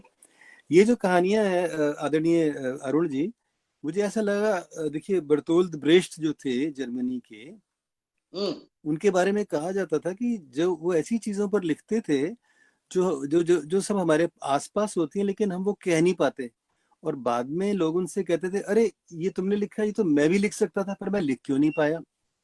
लिख सकता था और लिख नहीं पाया या लिखा नहीं में बहुत अधिक अंतर हो जाता है। तो ब्रेश्ट की हर चीज, तो मुझे बार बार या देख रहा था मैं कि इन कहानियों में ब्रेश्ट अभी भी जिंदा हैं, कि ये सारी चीजें ऐसी थी, हम भी बस में जाते हैं, हम भी भीड़ को देखते हैं, पाठक जो है ये बातें सोच सकता है। तो एक तो मुझे इस कारण से इसका वजन बहुत अच्छा लगा कि ये सूक्ष्म कहानियां हैं उस मन की जो जनमानस के बीच में जाने से हुआ है। ये कपोल कल्पित नहीं है, इसमें जो भावित हुआ है वो सारा का सारा व्यवहार के आधार पर है, इसमें सैद्धांतिकी नहीं है, इसलिए हम उन चीजों की चर्चा नहीं हमें करनी चाहिए। फिर इसमें मैंने देखा कि ये, मुझे लगा कि ये बोध कथाएं हैं, और ये एक तरह से जिसे कहते हैं आत्मदर्शन कराती हैं, हमें एक आईना दिखाती हैं कि अपना आईना स्वयं है। अब वो जो उनका मुख्य पात्र है, चाहे वो लेखक के रूप में है, चाहे किसी पात्र के चरित्र के रूप में है, वो मानो दर्पण देख के अपने आप के अंतर मन को झांक रहा है, और उसके माध्यम से जो पाठक है, जो श्रोता है, या जो भी भावक है, वो अपने आप को भी देख रहा है कि अरे हाँ, मैं भी तो ऐसा करता हूँ, मैं भी तो ऐसा न्याय में शामिल हो जाता हूँ, मुझे पता नहीं चलता, या अरे मैं चाहता हूँ ऐसा ना हो। तो उन दोनों पक्षों में, न्याय और अन्याय के पक्षों में हम अपने आप को देखते हैं। तो उस तरह से मुझे ये बोध कथाएं लगती हैं। और एक बात मैंने विशेष देखी कि इनमें आंचलिक बोध भी है, कि ये कथाएं आंचलिक हैं, कि उत्तराखंड के जो हमारे गढ़वाल के जो दृश्य हैं, जहाँ पर घटनाएं भी ऐसे घटती हैं, जहाँ जंगल में आग लग जाती है, जहाँ पर्वतों से ऊपर से पत्थर गिरते हैं, कभी अचानक बाढ़ आ जाती है, ये जो प्राकृतिक आपदाओं के बीच में अपने के संरक्षण की और प्रकृति के संरक्षण की बात है, ये बात मुझे एक बहुत बड़ी लगी, जो इसमें एक बड़ी बारीक सी रेखा खींची हुई है। ये मुझे अच्छा लगा कि जब अंचल विशेष की बातें हम पढ़ते हैं, तब हमारे सामने, जिसको हम अधिक नहीं जानते पर हमारे सामने प्रकट हो जाता है चरित्रों के माध्यम से, घटनाओं के माध्यम से, फिर उसमें जो कथानक दिया गया है और वो कथ्य का जो लक्ष्य है वो कहाँ हमें पहुंचाता है, उस हिसाब से मैंने ये कहानियां देखी। और एक बात मैंने इसमें ये देखी कि इसमें जो मनोवैज्ञानिक क्षण है उसकी सर्जना बहुत अच्छी हुई है। प्रायः कहानियों का जो अंत है दरअसल वही मनोवैज्ञानिक क्षण है, जिस वजह से हम अगर इसको विधा के रूप में माने तो ये लघु कथा के नजदीक भी जाता है, कि वहाँ मनोवैज्ञानिक क्षण ही तय करता है, कि तब पता चलता है कि ये दरअसल क्या कहना चाह रहा था लेखक। तो ये मुझे अच्छा लगा ये सारी कहानियों को। जैसे अब इतनी सारी बातें सबने कही हैं, तो मैं इसलिए उनको दोबारा से तो नहीं कहना चाहता, पर जैसे कुछ बातें जो नहीं कही गई हैं मैं कहना चाहता हूँ कि प्रत्याशित कहानी में जो मैंने देखा, वो सुदर्शन की एक हार की जीत कहानी जो थी, तो मुझे उसका ध्यान आता है। जैसे मंत्र कहानी का ध्यान पांडे जी को आया, मुझे सिंह साहब को आया, मुझे भी आया था, सबको आया होगा, क्योंकि वो काफी कथानक और भावभूमि मिलती जुलती है, शिल्प का, शैली का अंतर प्रतीत होता है। खैर, हमें उनकी तुलना भी नहीं करनी, क्योंकि तुलना हमेशा समान धर्मा में होती है, ये अरुण जी ने हम लोगों को सिखाया है। तो उसमें जो प्रत्याशित में है कि जो 25 रुपए दिए हैं जिसकी शराब पी गया जीतू, तो उनको इस बात से लगा कि ये उनके लिए अप्रत्याशित था। ये नहीं था कि वो शराब पी रहा है, ऐसे तो लोग पीते हैं, शराब नाली में पड़े होते हैं, किंतु उस व्यक्ति के प्रति, जिसके प्रति उनके मन में संवेदना जाग रही थी, जिसको वो अपने बहुत करीब और अपने को उसके करीब पाते थे, कि उससे उनको चोट पहुंची, इसलिए उनको 25 रुपए उनके लिए नाम मात्र है, किंतु जो उनका दुख है वो पहाड़ की भांति आया, कि इट वाज अनएक्सपेक्टेड। तो वहां जो मन टूटता है वो प्रत्याशित बनाता है। और जो दिहाड़ी पर है उसमें चंदू ही क्यों दिहाड़ी पर है, जो ऑफिसर उनके जा रहे हैं वो भी थोड़ी देर बाद चले जाएंगे, उनकी भी दिहाड़ी है, तो वो सब दिहाड़ी पर हैं। लेकिन उस दिहाड़ी पर पे रह कर के भी हम क्या कर सकते हैं, इस बात की तरफ संकेत मिल रहा है जैसे मुझे मिला। और बाकी जिसे कहते किसे दोष दे, व्यवस्था को दोष देने वाली बात जो है, तो ये तो हम सब जानते हैं कि हम केवल सत्ता का परिवर्तन कर सकते हैं, व्यवस्था अमूलचूल परिवर्तन ना हो तो वही रहती है, चाहे वो लाल टोपी हो, पीली टोपी हो, सफेद टोपी हो या बिना टोपी के हो, सब वही हैं, हमाम में सब नंगे हैं। इसलिए जब एक राजनेता एक साहित्यकार के रूप में जब लिख रहा होता है तो वो उस हमाम में से गुजर के आया होता है, उसे मालूम है, तो वहाँ सब वही है। तो ये जो हम कब उस व्यवस्था को बदल पाएंगे, ये एक बहुत बड़ा प्रश्न जो है, ये इतने बड़े मंत्री ने, इतने बड़े साहित्यकार ने हमारे सामने रखा है कि हम इस दुर्व्यवस्था को कैसे बदलें, क्या ऐसा हो सकता है या कब ऐसे होगा, इसकी प्रतीति मुझे इसमें होती है। और मैं बहुत आभार व्यक्त करता हूँ कि आज आचार्य योगेंद्रनाथ अरुण जी को साक्षात अपने सामने देख लिया। ये वर्चुअल एक्चुअल से भी ज्यादा है ये वर्चुअल एक्चुअल से भी ज्यादा है कि आप मुझे प्रकट मेरे स्टडी में मेरे सामने विराजमान है किताबों के ऊपर। और कृष्ण मोहन पांडे जी से मिलना हो गया इस बहाने से, ब्रजेश कुमार सिंह जी से हो गया, कैलाश नारायण तिवारी तो हमारी राजधानी के ही हैं, इनसे भी मिलना होता है। बहुत बहुत धन्यवाद, आपने बहुत अच्छा संचालन किया अनामिका जी। और मैं 2 मिनट लूंगा आपसे। जी जी सर। जी धन्यवाद सर। जी जी बिल्कुल सर। हरीश जी, आपको सुनना मेरे लिए हमेशा सुखद रहा है और बहुत प्रसन्न होता हूँ, क्योंकि आप में मैं अपने आचार्य जी को देख लेता हूँ। हालांकि आचार्य जी की बेटी तो मेरी बहन है, लेकिन आपको, आप में भी मैं आचार्य जी को देखता हूँ। अनामिका से पहली बार मैं मिल रहा हूँ, इतना ही कहूंगा, गलती हो जाना स्वाभाविक होता है, कोई चिंता नहीं है। यहाँ हम एक परिवार के हैं, तो तुम हमारी बेटी भी हो, बहन भी हो, कोई दिक्कत नहीं है, कोई मानते नहीं। लेकिन एक मेरा भी सर पहला अनुभव था। कोई बात नहीं, कोई बात नहीं।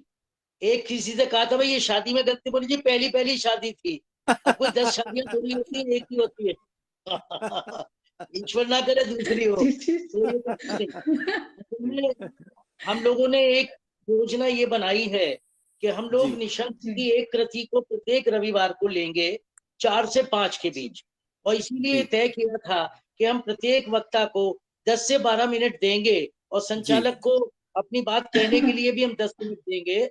और इस तरह से अध्यक्षीय व्याख्यान हम सबसे अंत में चाहते हैं, और इस तरह से करके समय की हम इसलिए रखते थे कि भाई बहुत अच्छा है, कहानियां तो 10 ही है, 10 कहानियों में अगर हर व्यक्ति उन्हीं 10 की 10 को दोहराएगा तो कोई बात बनेगी नहीं। आप इस कहानी में, एक ने कहा कि मुझे शिल्प बहुत अच्छा लगा, एक ने कहा मुझे पात्र बहुत अच्छे लगे, एक ने कहा कथानक में एक नवीनता थी। अब आज एक बहुत बड़ी बात मैंने अभी अपने तिवारी जी से और इन दोनों से सुनी कि इसमें संवेदनाएं हैं, मन है।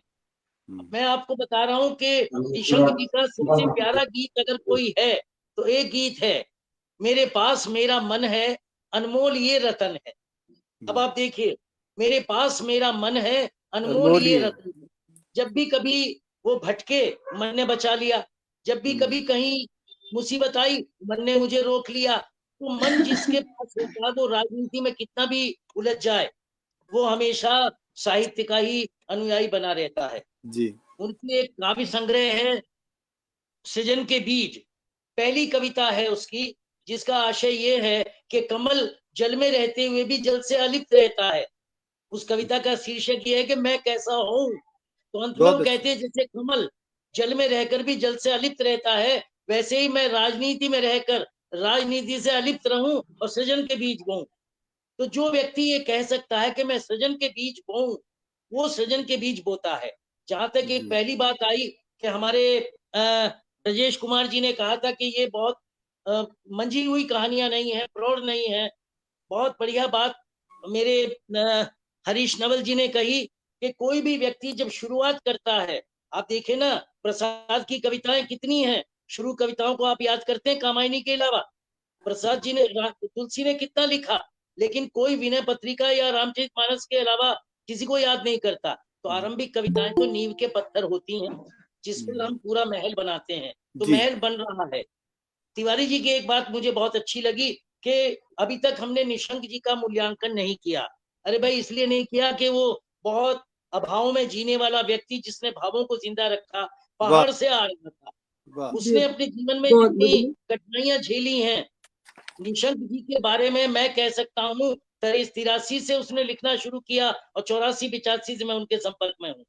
आप सोचिए, जिस समय बनते हुए आप किसी को देखते हैं, महलों को आप देख लीजिए, कंगूरों को देख लीजिए, लेकिन कंगूरों को बनते हुए अगर आपने देखा होगा तो आपको पता लगा कंगूरे कैसे बनते हैं, कौन सी कठिनाइयां सामने आती हैं। तो आज जहां निशंक हैं, वहां वो आज भी कहते हैं, एक इंटरव्यू में उन्होंने कहा था, मैंने ही उनसे पूछा था कि निशंक जी का ऐसा क्षण आ गया कि दो राह पर आप हुए, एक राजनीति की तरफ जाता हुआ रास्ता, एक साहित्य की तरफ जाता हुआ रास्ता, किस पे जाओगे?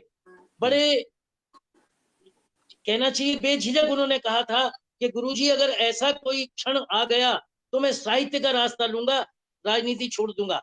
मेरा सवाल था क्यों? तो उनका जवाब सुन लीजिए। उन्होंने कहा था, राजनीति मुझे भूत बना देगी, साहित्य मुझे अमृत कर देगा। वाह वाह वाह वाह। आज तक कोई साहित्यकार भूतपूर्व नहीं हुआ। प्रसाद भूतपूर्व नहीं है, तुलसी अभूतपूर्व है। भूतपूर्व नहीं है, कबीर भूतपूर्व नहीं है। तो जिसके मन में ये रहता हो कि मैं भूत नहीं बनना चाहता, मैं अमृत होना चाहता हूँ, वो साहित्यकार सरस्वती का असली साधक होता है, शब्द साधक हैं वो। और हमारे सत्यभान ने, हमारे अनिरुद्ध ने एक बहुत बड़ा यज्ञ शुरू किया है, रविवारीय पुस्तक चर्चा। और मुझे केवल इसलिए रखा है कि मैं बड़ा विनम्र सा साधक शब्दों का हूँ, और मैं इसलिए कि निशंक जी मुझे बहुत प्यार करते हैं, बहुत सम्मान देते हैं।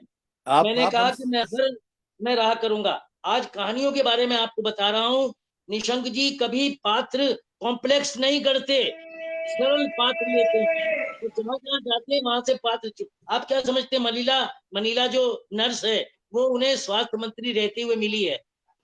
उन्होंने स्वयं देखी एक मनीला और वो कहानी में आ गई। आप क्या सोचते हैं किसे दोष दें? वो स्वयं पहाड़ के उन्हीं रास्तों पर, उन्हीं भीड़ भरी बसों में बैठे हैं जहां लोग गालियां तो राजनेताओं को देते हैं, लेकिन ड्राइवर कंडक्टर जब कहते हैं कि जरा सा नीचे उतर जाओ हमारी बस, और जब एक ढलान पर बस पीछे आने लगती है, तब सबकी जान आफत में आ जाती है। तब सब कहते हैं भाई ड्राइवर साहब की बात माननी चाहिए थी, आज तो ड्राइवर साहब ने कमाल कर दिया, हमें बचा लिया। तो जान बच गई तब तो ड्राइवर साहब बहुत अच्छे हैं, लेकिन जब ड्राइवर साहब कह रहे थे छत पर मत बैठो, तब ड्राइवर साहब बहुत खराब थे। तो दोष किसे दें? अपने आप को हम नहीं देखते। आप तो सब साक्षी हैं इस बात के कि संविधान में अधिकार जुड़े थे, कर्तव्य तो बहुत बाद में जोड़े गए। हम लोग कर्तव्यों की ध्यान देते ही नहीं। तो हमारे निशंक इस मामले में जनजीवन से जुड़े हुए, आप नहीं, आम आदमी पार्टी मत कहिए, वो तो जनजीवन से जुड़े हैं। वो जन कवि कह दीजिए, जन लेखक कह दीजिए। अप्रत्याशित पर लोगों ने बहुत बात की, मैं तो इसमें कफन देख रहा हूँ। मुझे तो लगता है जैसे वो कफन के दोनों मस्त बाप और बेटा, कोई चिंता नहीं थी। यहाँ भी वो 25 रुपए उधार भी मांग रहा था और दबा के पी लेता है, नाली में पड़ा हो कुछ पड़ा हो, कोई चिंता नहीं। तो ऐसे पात्रों को ढूंढना निशंक जी की खूबी है, और वो अपने जीवन के आसपास, मैंने पिछली चर्चा में भी कहा था, आप यकीन करेंगे अगर आप 5 बजे निशंक जी को प्रातःकाल फोन करेंगे, वो आपके फोन का उत्तर देंगे। आप सोचिए, आज की नई पीढ़ी तो 9 बजे से पहले जगती ही नहीं, सूरज को उगते हुए तो देखती ही नहीं। बहुत बड़ी बात नवल जी ने कही कि आंचलिकता के गुण हैं। अरे भाई, चंदू उन्होंने स्वयं देखा है पहाड़ में कैसे वो नर्सरी लगाता है, कैसे वृक्षारोपण करता है। और यहाँ अगर किसी भी मेरे साथी ने उस बात को नहीं पकड़ा कि महिलाएं दौड़ती हैं, पुरुष नहीं दौड़ते, और महिलाएं भगवान से प्रार्थना करती हैं कि हे भगवान, वर्षा करके तुमने पौधों को तो बचा लिया, हमारे चंदू को, लेकिन चंदू नहीं बचता। आप महिलाओं की संवेदना देख लीजिए, क्योंकि पर्वत की अगर प्राण धारा है तो वहां की महिलाएं हैं, पुरुष नहीं। तो आज की ये चर्चा हरीश जी आपकी अध्यक्षता में बहुत फलदायी हुई है, बहुत अच्छी हुई है। अनामिका ने बहुत सुंदर संचालन किया है, मेरे तीनों वक्ताओं ने धन्यवाद गुरुजी कहा है। सबको हम आप लोगों को सबका आभार व्यक्त कर रहे हैं। अपने अनिरुद्ध आज नहीं है क्या? अनिरुद्ध कहाँ है आज? सर यहीं पर हूँ हाँ सर जी। मैं। धन्यवाद दीजिए अनिरुद्ध, धन्यवाद। आप अनामिका जी पहले छोटा सा धन्यवाद ज्ञापन करेगी, फिर मैं सभी अनामिका जी समेत सभी लोगों का धन्यवाद करूंगा सर। छोटा सा करा दो। धन्यवाद अनिरुद्ध जी। आज हम सभी लोग एकत्र हुए थे डॉक्टर निशंक का रचना संसार में भीड़ साक्षी है पर परिचर्चा में। इसमें हमारे अध्यक्ष डॉक्टर हरीश नवल जी ने, मुख्य वक्ता प्रोफेसर कैलाश नारायण तिवारी जी, वक्ता डॉक्टर कृष्ण मोहन पांडे जी और दूसरे वक्ता हमारे डॉक्टर ब्रिजेश कुमार सिंह जी ने जिस तरीके से डॉक्टर निशंक के रचना संसार को आभासी प्लेटफॉर्म के जरिए सबके सामने रख दिया खोल करके, और कई चीजें हमें नई सीखने को मिली, एक नया दृष्टिकोण निशंक जी के रचना संसार को लेकर देखने, सुनने, समझने को मिला। इसके लिए मैं आप सभी गुणीजनों का, सभी विद्वानों का धन्यवाद करती हूँ। अनिरुद्ध जी। जी जी जी, बहुत शुक्रिया आप लोगों का और बहुत बहुत धन्यवाद। हरीश नवल सर से मैं कभी पढ़ा नहीं, सिर्फ फेसबुक पे लगातार जो है फोटो देखता रहता हूँ, और इनके शिष्यों से जो तो मैं भी पढ़ता हूँ भाई। जो क्लास वाले, उनसे चर्चा होती रहती है सर के बारे में। कल भी हो रही थी, एक नरेंद्र इनके विद्यार्थी हैं, उनसे चर्चा हो रही सर, और काफी उत्सुकता रहती है आपसे मिलने की। मैं हूं तो दिल्ली विश्वविद्यालय से ही, पिछले कई वर्षों से यहाँ पढ़ा रहा हूँ और पढ़ रहा था, लेकिन मुलाकात आपसे कभी नहीं हो पाई। मैंने आपको देखा है। जी जी, मैंने आपको आर्ट्स फैकल्टी के पास देखा है। जी जी सर, नाटक बहुत किए हैं मैंने, और गवाह थिएटर के माध्यम से कई नाटक भी किए हैं, 9-10 नाटक किए हैं। फिलहाल कोरोना की वजह से बंद है। और हमारे साथ गुरुजी हमेशा आशीर्वाद बनाए रखते हैं सभी लोगों पर। डॉक्टर कृष्ण मोहन पांडे जी हैं, बाकी हमारे साथ ब्रजेश कुमार सिंह जी जुड़े हुए थे। कैलाश नाथ तिवारी सर जो है वो पहले मना कर रहे थे, लगातार मना कर रहे थे, लेकिन कार्यक्रम में जो है उनका नाम तय कर दिया गया था, और शायद वो व्यस्तता के कारण मना ही कर रहे थे कि मैं कार्यक्रम में पार्टिसिपेट नहीं कर पाऊंगा उस तरीके से। तो थोड़ा सा दबाव था शायद उनके ऊपर, इसलिए रचना पे कम चर्चा कर पाए। मना करते हो तो मान लिया करो, फिर अगली में रख लिया करेंगे भाई। जी जी जी सर, बिल्कुल सर। एक्चुअली सर क्या हुआ था कि पोस्टर भी बन चुका होता है कभी कार्यक्रम का, तो कई दफे हमें उसका भी ध्यान रखना होता है कि वक्ता को बुला लें। बेहतर तैयारी के साथ उतरेंगे अगली बार। मैदान में मैच हार जाते हैं तो अगली बार बेहतर तैयारी कर लेते हैं हम। हारे नहीं, वो कोई हारे नहीं, ऐसा नहीं है। नहीं सर, मैं सिर्फ आप सर व्यंग वाले भाषा को समझ लीजिए आप, क्योंकि तो ये आप लोगों को बताते चले, जो हमारे दर्शक और श्रोता हमारे साथ जुड़े हुए हैं उनको बता दें कि हम डॉक्टर निशंक का रचना संसार करके एक कार्यक्रम चलाते हैं, जो हमने बसंत पंचमी के दिन से शुरू किया था, और ये स्याही ब्लू के संयोजन से चलता है, सहयोग से चलता है। स्याही ब्लू जो है एक प्रकाशन है, और ये रविवार ये पुस्तक वार्ता जो है उन्होंने शुरू की। प्रत्येक रविवार को शाम 4 बजे से लेकर के 5 बजे तक ये कार्यक्रम प्रसारित होता है, और हम डॉक्टर रमेश पोखरियाल निशंक जी की एक रचना को इसमें जगह देते हैं। आज हमारे साथ जो चर्चा करने के लिए मेहमान उपस्थित थे, उनका धन्यवाद ज्ञापन हो चुका है, लेकिन फिर भी हमारी टीम, स्याही ब्लू की टीम और रविवार पुस्तक वार्ता की टीम जो है उनका धन्यवाद करती है। खास तौर पर डॉक्टर हरीश नवल जो कि इस कार्यक्रम की अध्यक्षता कर रहे थे, डॉक्टर कैलाश नाथ तिवारी जी जो कि अपनी व्यस्तताओं के बावजूद हमसे जुड़े, और डॉक्टर कृष्ण मोहन पांडे जी हिमाचल से उन्होंने अपना समय दिया, उनको धन्यवाद करते हैं। डॉक्टर ब्रजेश कुमार सिंह जी छत्तीसगढ़ से जुड़े हुए थे, उनको धन्यवाद करते हैं। अनामिका सिंह जी जो कि पत्रकार हैं और नवोदय टाइम्स से जुड़ी हुई हैं, उनका भी धन्यवाद करते हैं। और अरुण जामिनी जी जो पर्दे के पीछे से ये सब काम कर रहे थे, वो हमारे साथ अभी जुड़े हुए हैं या नहीं मुझे नहीं पता है, लेकिन उनका बहुत बहुत धन्यवाद। सत्यभान जी जो कि लगातार इस कार्यक्रम के पोस्टर और तमाम तरह की चीजें करते रहते हैं, प्रचार प्रसार में जुटे रहते हैं हमारे साथ। बेचैन कांडियाल जी, बेचैन कांडियाल सर आज जुड़े रही हैं, तो उनका भी धन्यवाद। नहीं जो जुड़ सके उनका भी धन्यवाद, जो जुड़ गए उनका भी धन्यवाद। और अंकित मौर्य हैं हमारे जो तकनीकी सहयोगी बनाए रखते हैं अपना कार्यक्रम को प्रसारित करने में। आदित्य तिवारी एक बिल्कुल नई उम्र के नए पौधे हैं, और उन्होंने हमारा आज कार्यक्रम प्रसारित करने में बहुत सहयोग किया है। हम उनके प्रति आभार व्यक्त करते हैं, और आप सभी के प्रति आभार व्यक्त करते हुए कार्यक्रम को समाप्त करते हैं, और फिर मिलेंगे इस रविवार से उस रविवार सभी दिनों में। आपको सर, आज इंद्र शर्मा जी भी जुड़े थे सर। मैं आज तेजेंद्र शर्मा जी भी जुड़े थे हमारे साथ। तेजेंद्र शर्मा जी जुड़े थे। अगले कार्यक्रम में हो सकता है कि वक्ता हो, इस बार उन्होंने जो है अस्वस्थता जाहिर कर दी थी कि नहीं जुड़ पाएंगे। अगली बार हम फिर नए वक्ताओं के साथ मिलेंगे। तब तक के लिए मैं आपसे विदा लेता हूँ। नमस्कार, धन्यवाद। धन्यवाद गुरु जी। धन्यवाद।